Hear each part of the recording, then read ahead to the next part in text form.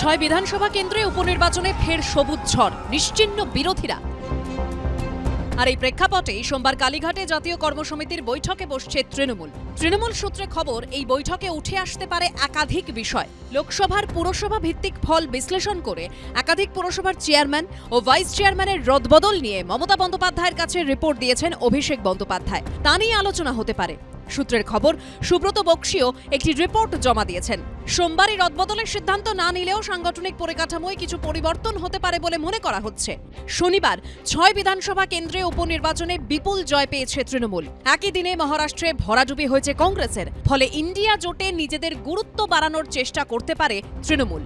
সোমবার থেকে সংসদে শুরু হচ্ছে শীতকালীন অধিবেশন। সেখানে আদানি ইস্যু থেকে ওয়াকফ বিলের বিরোধিতায় দলের অবস্থান কি হবে, মমতা বন্দ্যোপাধ্যায় সেই দিশা ঠিক করে দিতে পারেন বলে সূত্রের খবর।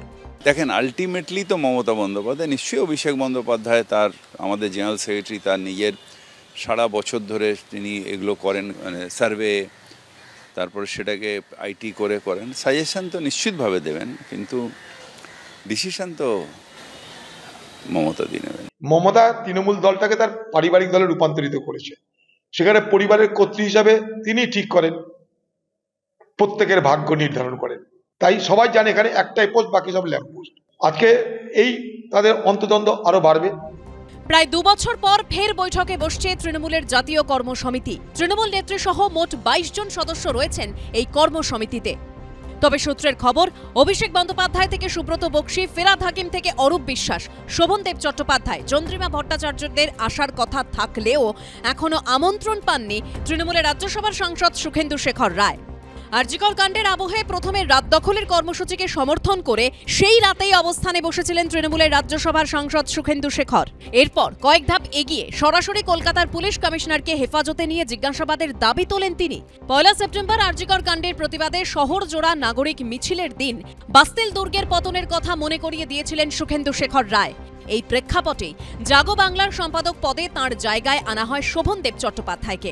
এবার বৈঠকে ডাক না পাওয়ার সঙ্গেও সেই সব ঘটনার যে যোগ আছে তা স্পষ্ট করে দিয়েছেন ফিরহাদ হাকিম।